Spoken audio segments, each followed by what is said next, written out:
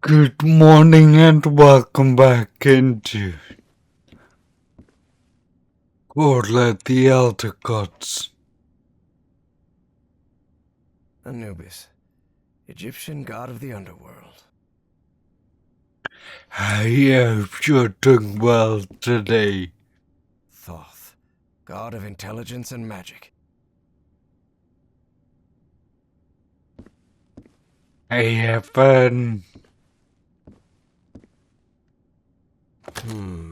This isn't right. the button doesn't work. I have an uneasy feeling that Anubis and Thoth are the wrong way around in terms of what's on the jaws, and bear with me for this. The psychiatrist, I think, should be on Anubis. Because, and bear with me, some people are afraid of the dead or of dying and of not knowing where they're going next.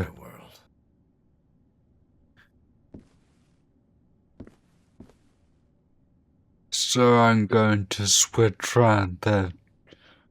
Eugene psychiatrist Eridanus, but on the left.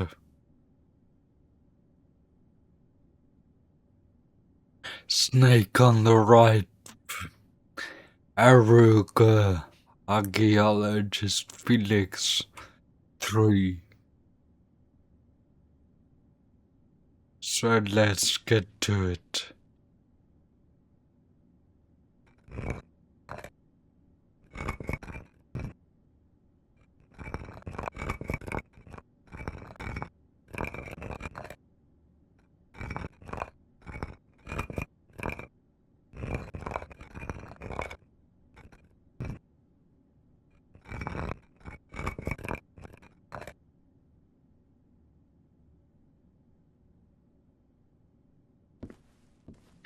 It is currently the 26th of July.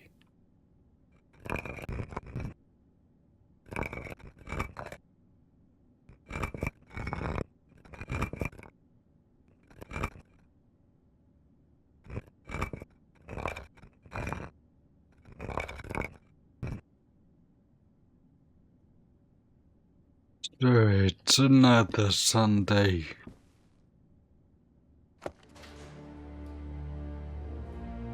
That elevator.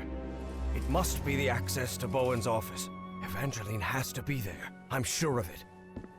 I was partly expecting a click. Or something to symbolize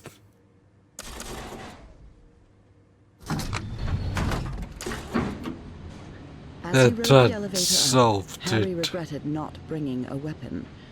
What if Bowen was still up there?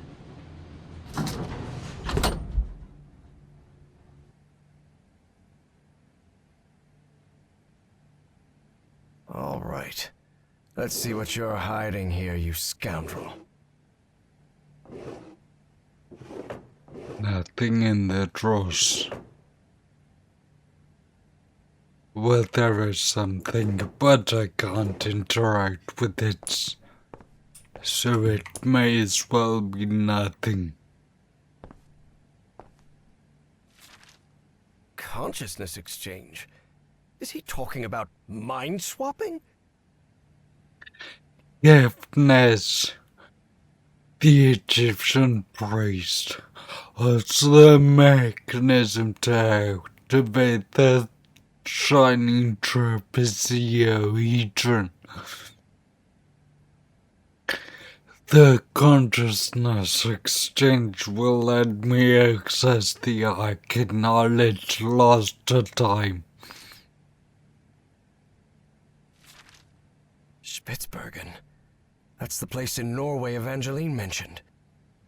At the base at Spitsbergen, Or he guessed that they keeping one of those creatures frozen in the ice. Maybe we can communicate with it. The girl without a heart understands its language. I can't look at the note that's next to it. So the cult was on the expedition along with Peasley. How long have they been behind all this? Apparently, that John Teague was Fornax, another cult member. But not narcotic site confirmed very useful information. Fornax died from complications after retrieving the statuette. Icar is dangerous. We need to decipher the manuscripts. How and who?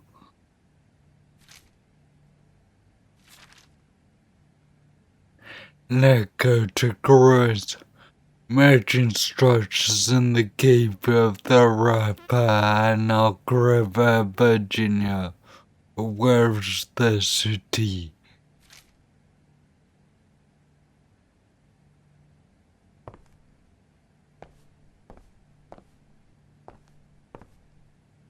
That doesn't sound good at all.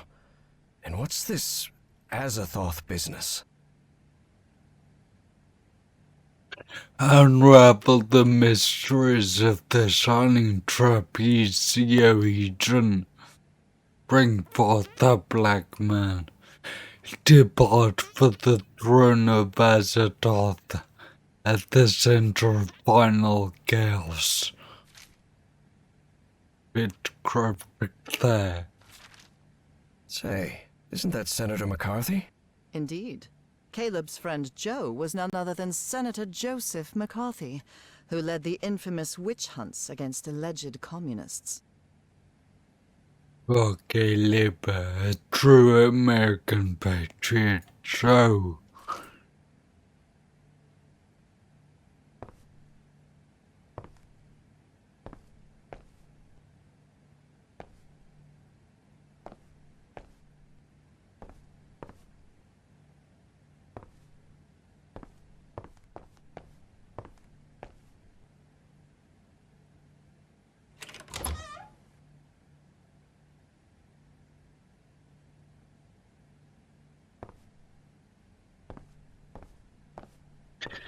Check what's on the left. This creature seems vaguely familiar. It's in the start screen.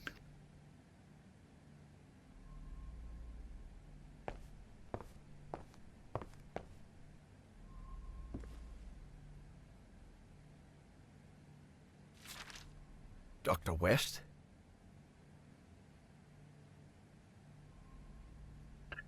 Dr. West, a human name in manuscripts are from 250 million years ago. Impossible.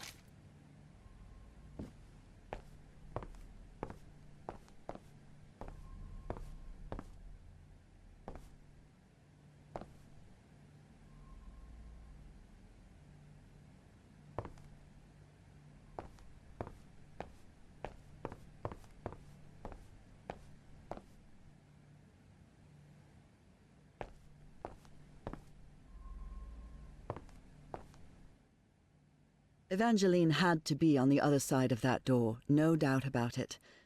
But Harry stopped before entering. Was there anything left for him to find in Caleb Bowen's office? I'll have a There may second be look. something important here. I can come back later.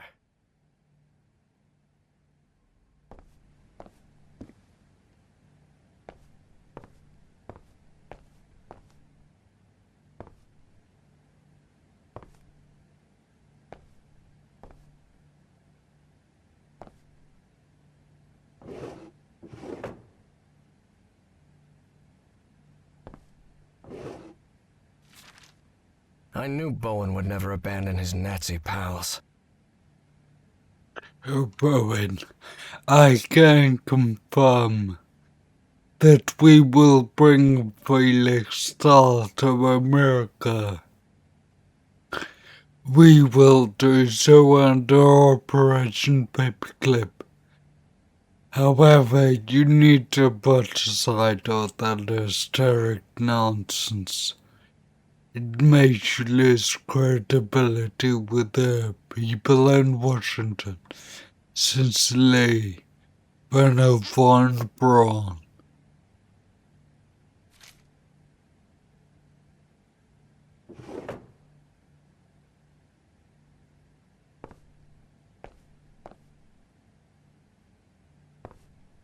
Well, looks like they give this medal to just about anyone.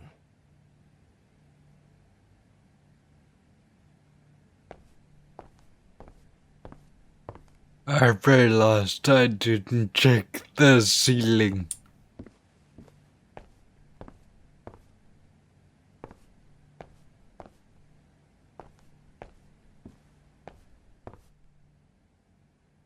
Evangeline had to be on the other But side. through we go. Please be all right, Evangeline.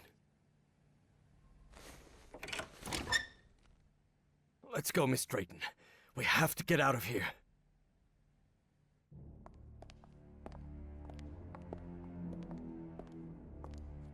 Look, it's the engineer. I've seen one of those creatures before. In my dreams. In the Stone City, in the jungle. He spoke to me in my dreams, Professor. I have Forget about it, Miss Drayton. We have to call the police. Calling the police won't do any good, Professor. We have to go to Spitzbergen. I need to talk with him, with the great engineer. Miss Drayton, don't you realize this doesn't make any sense? We can't chase Bowen and his... No, you don't understand.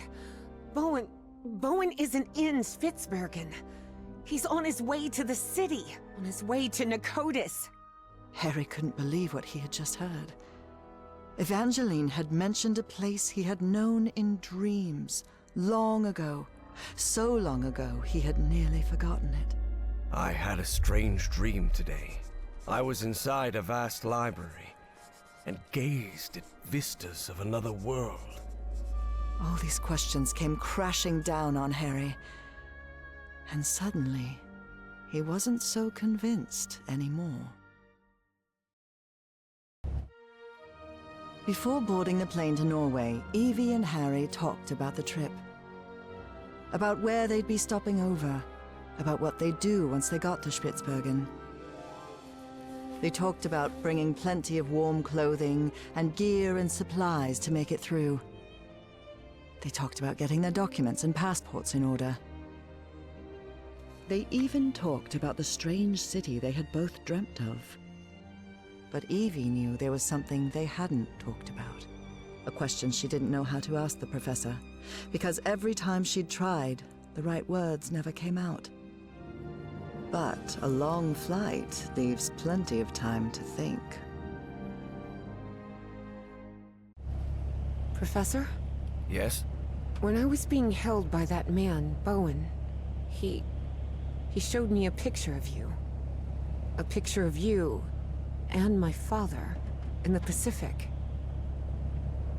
Did you know my father, Professor? And then, it was Harry who didn't know how to find the right words. Because even though he'd been waiting years for that question, he still didn't know how to answer it. Evie took Harry's silence as a yes. Plenty of legroom in these planes. Bowen said, my father died because of you. Is that true, Professor? Well, it's complicated. Look, I wanted to. You wanted what? Just talk, for God's sake. All right. I'll explain everything. Good. We've got plenty of time to spare before we land. My wife, Nora, was diagnosed with an incurable disease. The same hereditary illness of unknown origin that had struck her mother before her. The doctors had no answer. So I decided to find it myself. I never imagined the answer would take me so far away. To a remote island in the Pacific. Back then, I didn't have the financial independence I have now. So I had to raise money and put a team together. Do you remember the night before your father left for work in San Francisco? You were probably 5 or 6 years old. Oh God. Yes, I remember. I remember a beautiful, dark-haired woman, a nervous, scrawny guy, and a man who seemed really happy about something. I'll never forget those words. You're a whiz, mister. Would you be interested, by any chance, in an exciting job opportunity in the Pacific? That's right. Frank agreed to come with us to the island. It pained him to leave you and your mother back in Mississippi, but he needed the money and I was paying very well. But that island wasn't what we expected. There was something there that... Let's just say there are forces in this world that mankind ought not to meddle with, Miss Drayton. Things like the Black Ooze, and on that island, it was everywhere. I told you, it's the most dangerous substance I've ever come across. We found that out when one of the expedition members came into contact with it. It was him, driven mad, who attacked your father. Just a shallow cut with an ancient dagger, but enough to infect him with that black liquid. That is what took Frank's life. I did what I could to look after him, but that infection, it was beyond anything I could handle. His final words still haunt me. Harry, please look after my wife and my little girl. And that's what I've been trying to do all these years. Though evidently not as well as I might have done. Evie was speechless. She could not believe it. Take care of me? What are you talking about? I just met you a week ago. I've never had anyone except my mother. And the only help we ever got was from the insurance checks. What kind of help are you— There was no insurance, Evangeline. What? Harry decided that since he'd started telling the truth, he wouldn't stop halfway. I am the Hydrangea Foundation. Hydrangeas were just Nora's favorite flowers, that's all. And then, Evie understood. She understood the strange and painful sacrifice that man had made. I wasn't the one who drove that dagger into your father, but I dragged him to that island and didn't listen when he told me we had to leave. Harry had spent a long time avoiding the truth of what had happened nearly 30 years before, on that island in the Pacific. But for the first time in ages, he was forced to face it. So yes, your father died because of me. I can't tell you how sorry I am. I won't be so foolish as to ask for your forgiveness. I know I have no right to it. I understand how you must feel now. I understand that you hate me.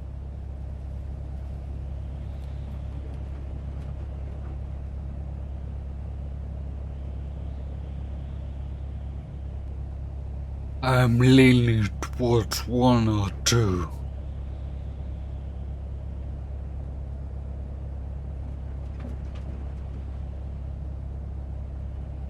I think I'm going to go to option 2.